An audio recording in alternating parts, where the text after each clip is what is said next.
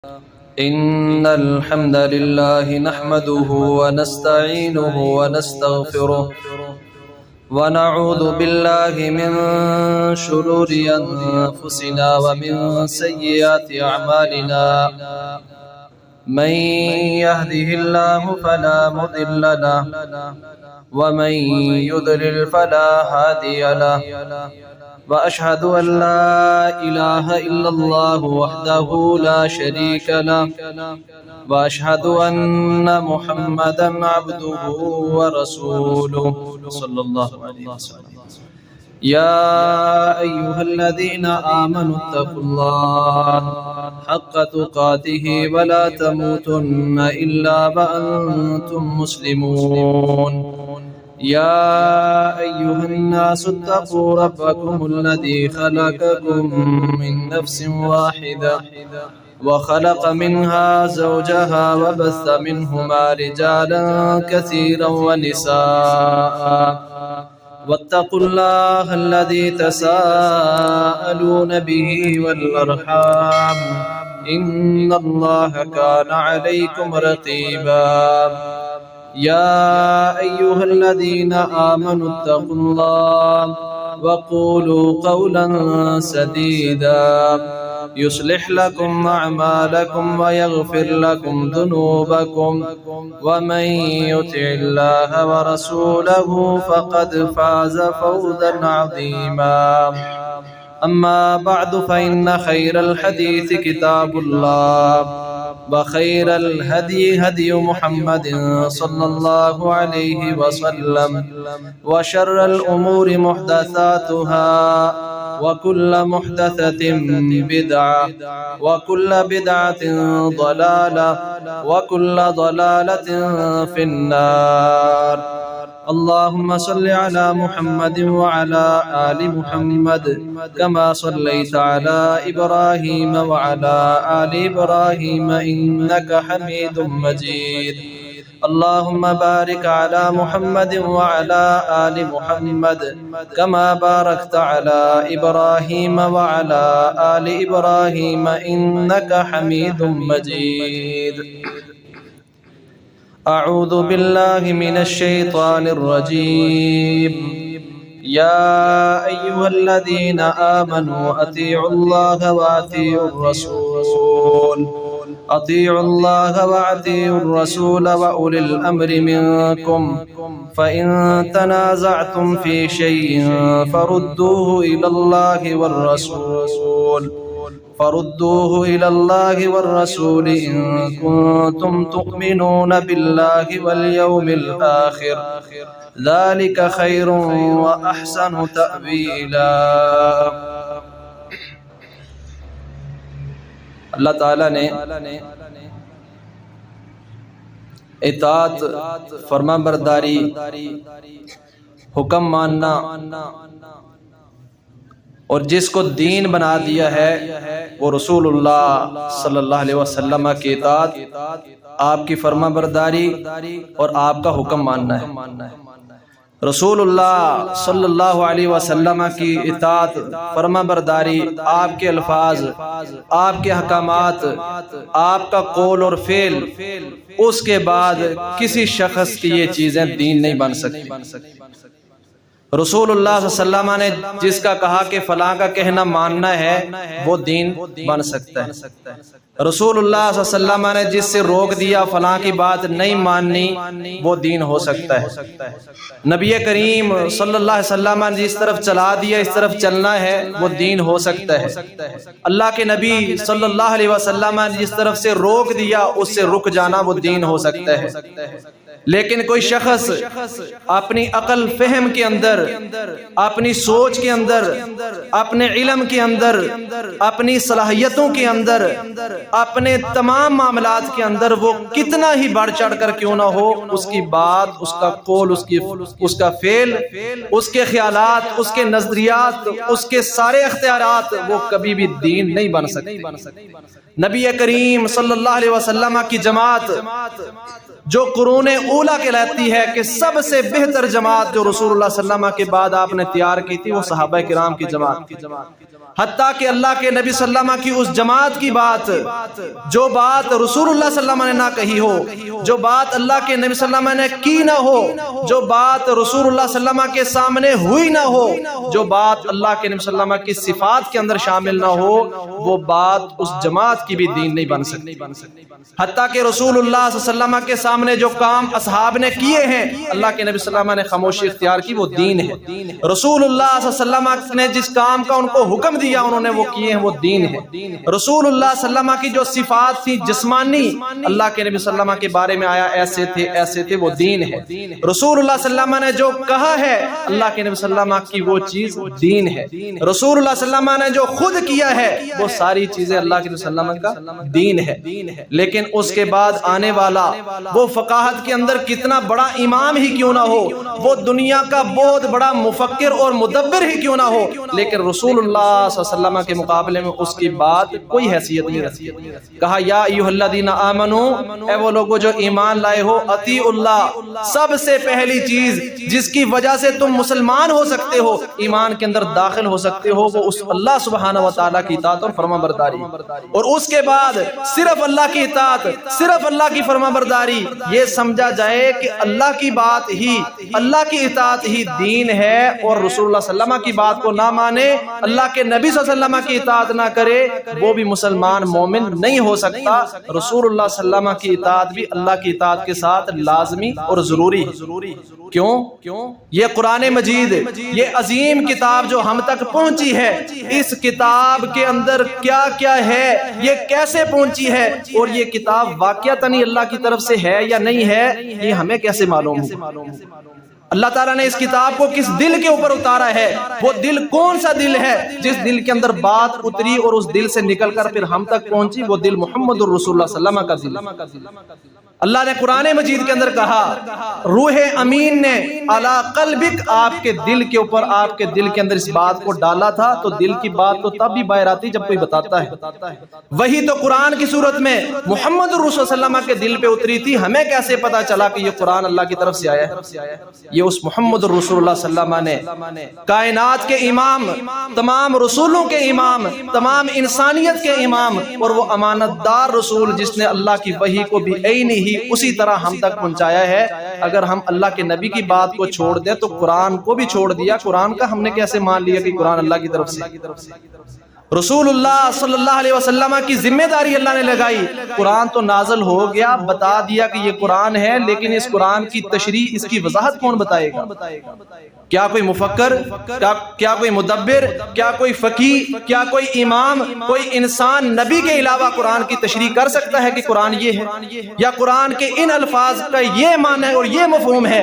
یہ ذمہ داری بھی اللہ نے اپنے نبی کے ذمہ لگائی ہے۔ وَأَنزَلْنَا إِلَيْكَ الذِّكْرَ، اے نبی محمد صلی اللہ علیہ وسلم، ہم نے تیرے اوپر قرآن کو نازل کیا ہے، لِتُبَيِّنَ لِلنَّاسِ، تاکہ قرآن کی تشریح تو لوگوں کے لیے کرے۔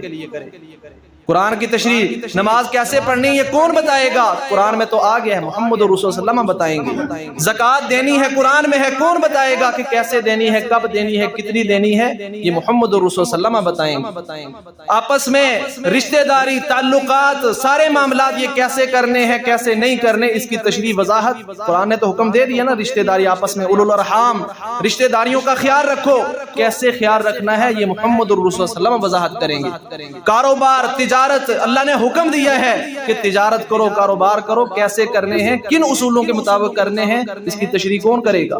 محمد الرسول اللہ صلی اللہ علیہ وسلم کریں گے۔ اگر ان کے علاوہ اٹھ کے آج کا کوئی فقیہ کوئی تشریح کرتا ہے، اس کی بات قابل قبول نہیں ہوگی، کیونکہ محمد الرسول اللہ صلی اللہ علیہ وسلم نے آج سے 1400 سال ان باتوں کی تشریح 1400 سال پہلے کر دی تھی کہ کیا معاملات کیسے کرنے ہیں، کیا کیسے نہیں کرنے۔ حتیٰ کہ صحابی کہتے ہیں رسول اللہ صلی اللہ علیہ وسلم نے ہمیں اتنا بھی بتا دیا، کہا کہ میں نے جو چیز تمہیں جنت کے قریب کرنے والی تھی اور جو چیز تمہیں جہنم سے دور کرنے والی تھی، میں نے ہر چیز تمہیں بیان کر دی، اتنی چھوٹی چھوٹی چیزیں، حتیٰ کہ رسول اللہ صلی اللہ علیہ وسلم نے قضائے حاجت کا طریقہ تک بتا دیا کہ وہ کیسے کرنا ہے۔ تو اللہ کے نبی صلی اللہ علیہ وسلم کے بڑے بڑے معاملات تو دور کی بات ہے، کہا یا ایھا الذین آمنوا اطیعوا اللہ واطیعوا الرسول واولی الامر منکم، اور جو تمہارے امراء ہیں ان کی اطاعت کرو، اور کیا فَإِن تَنَازَعْتُمْ، اگر تمہارا آپس میں جھگڑا ہو جائے، ایک شخص کہتا نہیں یہ معاملہ اس طرح سے ہے، دوسرا کہتا نہیں اس طرح سے ہے، کہا تَنَازَعْتُمْ فِي شَيْءٍ، کسی اگر چیز کے اندر اختلاف پڑ جائے تو کیا کرنا ہے؟ اپنے مولوی سے پوچھ لو، اپنے محلے کے کسی مفتی سے پوچھ لو، اپنے کسی علاقے کے بڑے سرکردہ سے پوچھ لو، جس کو تم فقیہ اور مفسر سمجھتے ہو اس سے پوچھ لو، یا اس چیز کا فیصلہ ہم نے اللہ اور اس کے رسول سے کروانا ہے، کس سے پوچھنا ہے؟ ہر ایک کی سوچ، ہر ایک کی فکر، ہر ایک کے ہاں کوئی اور شخص اچھا ہو سکتا ہے، میرے ہاں شاید کوئی اور قابل اعتبار ہے، آپ کے ہاں کوئی اور ہے، آپ نے کسی اور کو اپنا امام بنایا ہے، میں نے کسی اور کو اپنا امام بنایا ہے، لیکن وہ امام جو سب کا امام ہے اور جس کو امام اللہ سبحانہ وتعالی نے بنایا ہے، اس امام کی بات قابل اعتبار ہو سکتی ہے اور وہی فیصل ہو سکتا ہے، وہی فیصلہ کرنے والا ہو سکتا ہے، اس کے علاوہ کوئی فیصلہ دین کا نہیں کر سکتا۔ فرمایا فَإِن تَنَازَعْتُمْ فِي شَيْءٍ فَرُدُّوهُ إِلَى اللَّهِ وَالرَّسُولِ، اس بات کو اللہ اور اس کے رسول کی طرف لوٹانا ہے، جو فیصلہ اللہ اور اس کے رسول کی طرف سے ہوگا وہ دین بن جائے گا۔ اور اس کے علاوہ اگر کوئی کہے نہیں میرا معاشرہ اس کو قبول نہیں کرتا، میرا دل نہیں چاہتا، میرا من قبول نہیں کرتا، میرا گھر قبول نہیں کرتا، میرا جسم اس کو قبول نہیں کرتا، میرے رسم و رواج اس کو قبول نہیں کرتے، تو اس کی اپنی مرضی ہو سکتی ہے، اس کے اندر اپنی بیماری ہو سکتی ہے، رسول اللہ صلی اللہ علیہ وسلم کی بات، اللہ کی بات وہی دین بنے گی۔ فرمایا فَإِن تَنَازَعْتُمْ فِي شَيْءٍ فَرُدُّوهُ إِلَى اللَّهِ وَالرَّسُولِ، اللہ اور اس کے رسول کی طرف اس بات کو لوٹا دو، إِن كُنتُمْ تُؤْمِنُونَ بِاللَّهِ وَالرَّسُولِ، اگر تم اللہ پر ایمان رکھتے ہو، وَالْيَوْمِ الْآخِرِ، اور آخرت پر ایمان رکھتے ہو، تو پھر تمہیں اللہ اور اس کے رسول کی طرف ہی معاملے کو لٹانا پڑے گا۔ ذَلِكَ خَيْرٌ وَأَحْسَنُ تَأْوِيلًا، سب سے اچھا معاملہ یہی ہے۔ اور اسی طرح سورہ نور کے اندر اللہ سبحانہ وتعالی نے ارشاد فرمایا کہ اے ایمان والو، تم جب آپس کے اندر ایک دوسرے کو پکارتے ہو اس طرح سے رسول اللہ صلی اللہ علیہ وسلم کو نہ پکارو۔ کس طرح کہ جب تم آپس کے اندر ایک دوسرے کو پکارتے ہو اس طرح سے نہ پکارو، لا تجعلوا دعاء الرسول بینکم کا دعاء بعضکم بعضا، کہ جس طرح تمہاری بعض کی دعا ہے تم اس طرح سے رسول کی دعا کو نہ سمجھو۔ اس کے تین معنی ہیں دعا کے، ایک تو یہ کہ جس طرح تم سمجھتے ہو کہ ہم دعا کرتے ہیں شاید رسول کی دعا بھی ایسے ہی ہے، نعوذ باللہ، نہیں، تمہاری دعا اللہ قبول کرے نہ کرے، تمہاری بات مانے نہ مانے، تمہاری بد دعا کسی کو لگے نہ لگے، لیکن رسول اللہ صلی اللہ علیہ وسلم جس کو بد دعا دے دیں وہ دنیا کے اندر کبھی بھی فلاح نہیں پا سکتے۔ رسول کریم صلی اللہ علیہ وسلم کو ایک شخص نے کہا، آپ کے ساتھ کھانا کھا رہا تھا، منافق تھا، صحابی نہیں ہو سکتا، مسلمان نہیں ہو سکتا، کیونکہ جو صحابی تھا اس نے کبھی اللہ کے مسلم کی مخالفت جان بوجھ کے کی نہیں، غلطی سے ہوگی وہ الگ بات ہے، لیکن پتہ چل گیا کہ یہ اللہ کے مسلم کی مخالفت ہے، فوراً چھوڑ دیا۔ کھانا کھا رہا تھا بائیں ہاتھ سے، روکا، پکڑا، کہا دائیں سے کھاؤ، پھر اس نے دوبارہ بائیں سے کھانا شروع کر دیا، پھر رسول اللہ صلی اللہ علیہ وسلم نے روکا، کہا دائیں ہاتھ سے کھانا کھاؤ، اور اس نے کیا کہا؟ تیسری مرتبہ کہنے لگا لا استطیع، میں اس کی طاقت نہیں رکھتا کہ دائیں سے کھاؤں۔ نبی کریم صلی اللہ علیہ وسلم نے فرمایا لستطعت، اللہ کرے تجھے طاقت ہو ہی نہ۔ یہ کس کی بد دعا تھی؟ رسول کریم صلی اللہ علیہ وسلم کی۔ اور صحابی کہتے ہیں ہم نے اس شخص کو پوری زندگی دیکھا کہ اس کا دایاں ہاتھ شل ہو گیا اور وہ یہاں سے اوپر اٹھتا ہی نہیں تھا۔ کہا تم اپنی دعاؤں کو رسول کی دعا کی طرح نہ سمجھو، رسول کی دعا لگ جائے تو وہ کامیاب اور فلاح پا جاتا ہے، رسول کی بد دعا لگ جائے تو وہ ناکام اور نامراد ہو جاتا ہے۔ تم اپنی دعاؤں کو رسول کی دعا کی طرح نہ سمجھو۔ دوسرا مطلب اس کا ہے کہ رسول کریم صلی اللہ علیہ وسلم کا پکارنا، رسول کریم صلی اللہ علیہ وسلم کا بلانا، آپ کا حکم دینا، اس حکم کو تم اپنے حکموں کی طرح نہ سمجھو۔ دعا کا معنی پکارنا بلانا بھی ہے. اور زیادہ جو معنی اس آیت کا بنتا ہے اور مفسرین نے کیا وہ یہی ہے کیونکہ آگے حکم کی مخالفت کی بات آ رہی ہے کہ رسول اللہ صلی اللہ علیہ وسلم کو تم رسول کریم صلی اللہ علیہ وسلم بلاتے ہیں آؤ اس طرف یہ کام کرو اس طرح سے کرو اور تم اس کی مخالفت کرو تو تم نے کیا یہ سمجھ لیا کہ اگر میرا بھائی مجھے حکم دیتا ہے میں مخالفت کر لوں تو کوئی بات نہیں ہے. اگر میرے کسی رشتہ دار نے کسی محلے کے آدمی نے کسی چودھری نے کسی وڈیرے نے کوئی حکم دیا ہے تو میں نے مخالفت بھی کر لی تو کوئی بات نہیں ایسا نہ سمجھو. رسول کی مخالفت بہت بڑے نقصان کا باعث ہے اور تم کیا سمجھتے ہو کہ یہ مخالفت عام سی ہے. حالانکہ انسانوں کے اندر والدین کے حکم کی مخالفت کرنے پہ بھی اللہ تعالیٰ بہت بڑا نقصان پہنچا دیتے ہیں اور بہت بڑی سزا دے دیتے ہیں. صحیح بخاری کے اندر حدیث ہے نبی کریم صلی اللہ علیہ وسلم نے فرمایا کہ جریج کا واقعہ مشہور ہے جس کے اندر وہ بہت بڑا عابد تھا بہت بڑا زاہد تھا عبادت گزار تھا ہر وقت اپنے اس جھونپڑے کے اندر عبادت میں مصروف رہتا تھا. والدہ آئیں آ کے پکارا آواز لگائی جریج وہ اپنی عبادت میں مصروف ہے آوازیں لگائی 2-3 دفعہ نہیں سنا واپس چلے گی پھر دوبارہ آئی پھر آواز لگائی پھر جریج اپنی عبادت کے اندر مصروف ہے تیسری دفعہ آئی تیسری دفعہ پھر آواز لگائی اس نے نہ سنا تو کیا بد دعا دی کہ اللہ کرے جب تک تو کسی فاحشہ عورت کو نہ دیکھ لے مل نہ لے اس وقت تک تجھے موت نہ آئے. کس کی بد دعا ہے کس کی پکار ہے؟ والدہ کی پکار پہ اگر بندہ اس کی پکار کو نہ سنے اس کا جواب نہ دے اس کو قبول نہ کرے تو اس کے اوپر عذاب کیا آتا ہے کہ لوگ اس کو پکڑ کے مار رہے ہیں کہ تو نے اس عورت کے ساتھ بدکاری کی ہے. بد دعا کس کی لگی ہے؟ کس کی پکار پہ نہیں آئے کس کی بات نہیں مانی؟ والدہ کی. حالانکہ محمد الرسول صلی اللہ علیہ وسلم کا مقام تو تمام انسانیت سے اعلیٰ ہے. رسول کریم صلی اللہ علیہ وسلم کا مقام تو تمام رسولوں سے افضل ہے. وہ رسول اگر کسی بات کی طرف پکار لیں بلا لیں اور اس کی طرف بندہ نہ آئے تو اس کی سزا پھر کیا ہے؟ والدہ کی پکار پہ تو اتنی سزا ملی کہ بندہ لوگوں سے کیا کر رہا ہے مار کھا رہا ہے کہ تو نے اس فلاں عورت کے ساتھ بدکاری کی ہے. تو حدیث کے اندر جو الفاظ ہیں اس کی جو تشریح کی ہے جو اس کی وضاحت کی ہے محدثین نے وہ کیا ہے کہ اس نے جب جا کے والدہ سے معافی مانگی تو اس کے بعد ان لوگوں نے کہا اب بتا ہم تیری یہ جو جھونپڑی ہے جو گر گئی ہے ہم نے گرا دی اس کو سونے کی بنا دیتے ہیں.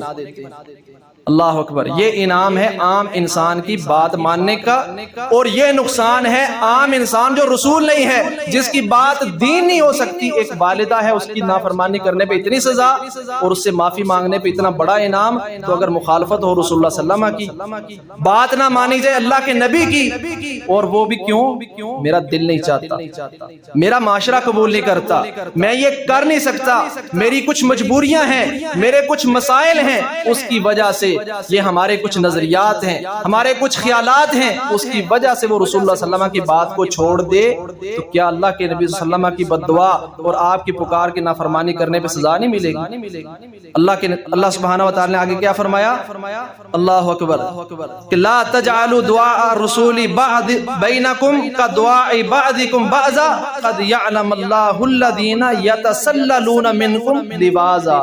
قد یعلم اللہ تعالیٰ تحقیق جانتا ہے ان لوگوں کو یتسللون منکم جو کھسک جاتے ہیں تم میں سے لوازن آڑ لے کر. کیا آڑ کس چیز کی لیتے ہیں؟ نہیں جی ہماری تو بات دیکھیں نا ہمارا تو فلاں مکتبہ فکر ہے ہمارا تو فلاں مسلک ہے ہمارا تو فلاں علاقہ ہے ہمارا تو فلاں گاؤں ہے فلاں شہر ہے اس میں ایسے ہوتا ہے. یتسللون منکم لوازا وہ کھسک جاتے ہیں آڑ لے کر اللہ کے نبی صلی اللہ علیہ وسلم کی بات نہیں مانتے اس سے جان چھڑوانے کے لیے مختلف بہانے پیش کرتے ہیں. کہا جائے نا بھئی اللہ کے نبی صلی اللہ علیہ وسلم کا طریقہ یہ تھا نہیں مولوی صاحب آپ کی بات تو ٹھیک ہے لیکن پھر کیا کریں؟ اب یہ کیا کریں جو نا یہی لواز ہے یہی آڑ ہے کہ آڑ لے کر چھپ چھپا کے کھسک جاتے ہیں اللہ کے نبی صلی اللہ علیہ وسلم کی اطاعت اور فرمان برداری جس طرح کہا ہوتا ہے اس طرح کرتے نہیں. الذین یتسللون منکم لوازا. آگے اللہ نے کیا کہا سزا کیا بتائیے جو بہانے بنا کے آڑ لے کر چھپ چھپا کے اپنے آپ کو بچا کے دین سے نکل جاتے ہیں اور بہانہ معاشرے کا بناتے ہیں. فرمایا فلیحذر الذین ان لوگوں کو ڈر جانا چاہیے. فلیحذر الذین یخالفون عن امرہ جو آپ کے دین کی آپ کی شریعت کی آپ کے حکم کی مخالفت کرتے ہیں ان کو ڈر جانا چاہیے. ان تصیبہم فتنۃ یہ کہ ان کو کوئی بہت بڑی آزمائش پہنچے. ان تصیبہم فتنۃ اور فتنے کا تعلق دنیا کے ساتھ ہے آخرت کے ساتھ نہیں. ان تصیبہم فتنۃ یہ کہ دنیا میں ان کو کوئی آزمائش پہنچ جائے، دنیا میں ان کو کوئی تکلیف پہنچے، دنیا میں کوئی ان کو نقصان پہنچ جائے۔ رسول کریم صلی اللہ علیہ وسلم کی حدیث ہے، فرمایا کہ جب کوئی شخص تمہارے پاس کوئی رشتہ لے کے آئے اور دو چیزیں اگر تم اس رشتے کے اندر پسند کرتے ہو، کیا؟ اس شخص کا دین اور اس شخص کا اخلاق۔ نہ یہاں مال کی بات ہے، نہ یہاں رنگ کی بات ہے، نہ یہاں نسل کی بات ہے، نہ علاقے کی بات ہے۔ کیا کہا؟ دو چیزیں اگر اس رشتے میں تمہیں پسند ہے، دین بھی پسند ہے اور اس شخص کا اخلاق بھی پسند ہے، تم کہتے ہو یہ دیندار بھی ہے، اخلاق بھی اس کا اچھا ہے، فرمایا اگر اس کے باوجود تم اس کے رشتے کو ٹھکراتے ہو تو الا تکن فتنۃ فی الارض، تو تمہیں ڈرنا چاہیے کہ زمین کے اندر کوئی بہت بڑا نقصان ہوگا، تمہیں کوئی بہت بڑا فتنہ پہنچے گا کہ تم کہتے ہو نہیں جی ابھی تو لڑکے کو کمانا چاہیے، ابھی اتنا اس کا بینک بیلنس ہونا چاہیے، ابھی اس کو یہ بھی کرنا چاہیے، یہ بھی کرنا چاہیے، اس وجہ سے تم اس رشتے کو ٹھکرا دیتے ہو، حالانکہ وہ دین میں بھی اچھا ہے، اخلاق میں بھی اچھا ہے۔ تو یہ فتنے دنیا میں پہنچتے ہیں۔ فرمایا کہ جو مخالفت کرتے ہیں رسول اللہ صلی اللہ علیہ وسلم کی، ان تصیبہم فتنۃ او یصیبہم عذاب علیم، دنیا میں کوئی فتنہ پہنچے یا نہ پہنچے لیکن آخرت کے اندر عذاب علیم اس شخص کو ضرور پہنچے گا جو رسول اللہ صلی اللہ علیہ وسلم کی مخالفت کرتا ہے۔ اور میں اور آپ ہر شخص یہاں بیٹھا یہ کہے گا کہ ہم میں سے کوئی ایسا شخص نہیں جو جان بوجھ کے رسول صلی اللہ علیہ وسلم کی مخالفت کرتا ہو، کیوں کوئی مسلمان ہے ہی نہیں ایسا۔ جو مسلمان اپنے آپ کو کہتا ہے وہ کبھی بھی رسول اللہ صلی اللہ علیہ وسلم کی مخالفت جان بوجھ کے کر ہی نہیں سکتا۔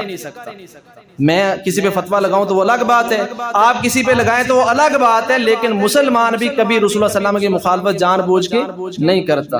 ہاں اگر کرتا ہے تو جہالت کے اندر، اس کو علم نہیں ہوتا، اس کو کسی نے بتایا نہیں ہوتا، اس کو کسی نے سمجھایا نہیں ہوتا کہ یہ بات بھی رسول اللہ صلی اللہ علیہ وسلم کی مخالفت ہے، یہ طریقہ بھی رسول اللہ صلی اللہ علیہ وسلم کی مخالفت ہے۔ اور آج ہم جس چیز کو مختصراً آپ کے پاس چند منٹوں کے اندر رکھیں گے وہ نبی کریم صلی اللہ علیہ وسلم نے جو جنازے کے متعلق احکامات بتائے ہیں کہ کیا ہم اس کے اندر کہیں رسول اللہ صلی اللہ علیہ وسلم کی انجانی کے اندر علم نہ ہونے کے باوجود یا ہم نے سیکھا نہیں، ہمیں کسی نے بتایا نہیں، تو کیا ہم اس کے اندر کسی چیز کی مخالفت تو نہیں کر رہے ہوتے؟ رسول کریم صلی اللہ علیہ وسلم نے شخص فوت ہوتا ہے، غم دکھ پریشانی ہر رشتہ دار کو ہر عزیز کو ہوتا ہے، لیکن اللہ کے نبی صلی اللہ علیہ وسلم نے یہ طریقہ نہیں بتایا کہ فوت ہونے پر اپنے بالوں کو کھینچا جائے، نوچا جائے، گالوں پہ تھپڑ مارے جائیں، کپڑے پھاڑے جائیں اور جاہلیت کی آوازیں لگائی جائیں، ہائے تو نہ مرتا تیری جگہ میں مر جاتا، تو نے تو بھی یہ کرنا تھا وہ کرنا تھا، ابھی تو نے بڑی زندگی جینا تھا،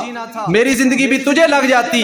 حالانکہ یہ جاہلیت کے الفاظ ہیں۔ رسول اللہ صلی اللہ علیہ وسلم نے فرمایا کہ اگر تم ایسا کرو گے تو لعنت ہے ایسے شخص پر، من لطم الخدود وشق الجیوب ودعا بدعوى الجاہلیہ، کہا لعنت ایسے شخص کے اوپر جو اپنے بال کھینچتا ہے اور گالیں پیٹتا ہے اور کپڑے پھاڑتا ہے، ودعا بدعوى الجاہلیہ، اور جاہلیت کی پکار پکارتا ہے، ایسے شخص پر اللہ کی لعنت ہے۔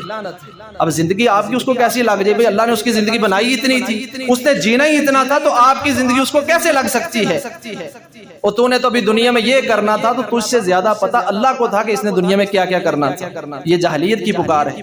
اور اس کے بعد جب وہ فوت ہو گیا ہے، اس کے پاس بیٹھ کر جو ہے نا وہ کلمے پڑھنے اونچی اونچی اور قرآن کی تلاوت کرنا، کہیں بھی شریعت میں کوئی حدیث بھی ایسی رسول اللہ صلی اللہ علیہ وسلم سے ثابت نہیں کہ میت کے پاس بیٹھ کر اونچی آواز میں قرآن مجید کی تلاوت کی جائے یا اس کے پاس اونچی اونچی کلمے پڑھے جائیں۔ رسول اللہ صلی اللہ علیہ وسلم نے فرمایا لقنوا موتاکم بلا الہ الا اللہ، اپنے مرنے والوں کو لا الہ الا اللہ کی تلقین کرو۔ لقنوا، تلقین کس کو کی جاتی؟ مردے کو۔ بھئی پڑھ تو لا الہ، وہ تو مر گیا، اب اس نے کیسے پڑھنا ہے لا الہ الا اللہ؟ وہ مرنے والا جب قریب المرگ ہے، وہ فوت ہونے والا ہے، تو اس کو لا الہ کی تلقین کرو۔ شاید آپ کے لا الہ پڑھنے کی وجہ سے، اس کو کہنے کی وجہ سے اس کی زبان پہ کلمہ جاری ہو جائے، اور جس کا آخری کلمہ لا الہ الا اللہ ہو دخل الجنہ، رسول اللہ صلی اللہ علیہ وسلم نے فرمایا وہ جنت میں داخل ہو۔ تو ہم کب پڑھتے ہیں؟ مرتے وقت یا جب وہ بیمار ہے، آخری وقت ہے، اس وقت تو سب خاموش ہو کے بیٹھے ہوتے، کوئی نہیں پڑھتا نہ پڑھاتا۔ جب وہ مر جاتا ہے اس کے بعد لا الہ شروع کیا جاتا ہے۔ اور کہیں بھی کسی حدیث میں، بلکہ حدیث تو میں الگ بات ہے، ائمہ میں سے، ائمہ اربعہ میں سے، چاروں اماموں میں سے کسی امام نے بھی یہ نہیں کہا کہ میت کے اس کے جنازے کے ساتھ اس کو قبرستان کی طرف لے جاتے وقت یا گھر کے اندر اس کے جنازے کے اوپر کلمے کا ورد کیا جائے اونچی آواز کے ساتھ، کہیں بھی نہیں۔ رسول اللہ صلی اللہ علیہ وسلم نے کہا کہ جب وہ فوت ہو گیا اس کے بعد اس کے لیے کیا کرو؟ دعائیں کرو، کثرت کے ساتھ اس کے لیے دعائیں کرو کہ اس کا اگلا سفر جو ہے وہ آسان ہو جائے۔ اس کے بعد اگلا جو ہمارے معاشرے کے اندر، ایک تو یہ بہت عام ہے کہ جنازہ اٹھاتے ہی سب شروع ہو جاتے ہیں لا الہ الا اللہ، کوئی حدیث دکھا دیں، کسی امام کی کوئی بات بتا دیں، کسی امام نے یہ کہا ہو، چلو حدیث تو ہم کہتے ہیں رسول اللہ صلی اللہ علیہ وسلم کی نہیں ہے، کسی امام کا کوئی قول کوئی بات یہ ہو کہ اس نے کہا ہو، امام ابو حنیفہ رحمہ اللہ نے کہا ہو، امام مالک، امام شافعی، امام احمد بن حنبل، چاروں ائمہ میں سے کسی امام نے کہا ہو کہ میت کو لے جاتے وقت اونچی آواز سے لا الہ پڑھنا چاہیے۔ یہ ہمارا اپنا بنایا ہوا معاشرے کا طریقہ ہے، ہمارا اپنا رواج ہے، اس کا تعلق دین کے ساتھ نہیں ہے، یہ رسول اللہ صلی اللہ علیہ وسلم کی مخالفت ہے۔ نبی کریم صلی اللہ علیہ وسلم نے فرمایا کہ اللہ کے نبی صلی اللہ علیہ وسلم فرماتے ہیں کہ صحابہ کرام کہتے ہیں کہ جب ہم جنازہ لے کے جاتے تھے تو ہماری خاموشی اس طرح ہوتی تھی کہ جس طرح ہمارے سروں پر پرندے بیٹھے ہیں کہ ہم بولیں گے تو پرندے اڑ جائیں گے، اتنی خاموشی ہوتی تھی جنازہ لے کے جاتے وقت قبرستان کی طرف۔ سنن نبی داؤد کے اندر یہ حدیث ہے۔ اور اس کے بعد جب جنازہ پڑھتے ہیں، جنازہ پڑھنے کے فوراً بعد جنازہ پڑھ لیا، جنازے میں اس کے لیے مغفرت کی دعائیں بھی کی ہیں، اس کے لیے آپ نے بخشش کی دعائیں کی ہیں، جنت میں داخلے کی دعا کی ہے، جہنم سے بچاؤ کی دعا کی ہے، یہ ساری دعائیں جو اللہ تعالی ہم سب کو یاد کرنے کی توفیق عطا فرمائے کہ اللہم اغفر لہ ورحمہ وعافہ واعف عنہ، کہ اللہ تو اس کو معاف کر دے، اس پہ رحم کر، اس کو جنت میں داخل کر، اس کو جہنم سے بچا۔ یہ ساری دعائیں کرنے کے بعد، سلام پھیرنے کے بعد فوراً ہم کیا کرتے ہیں؟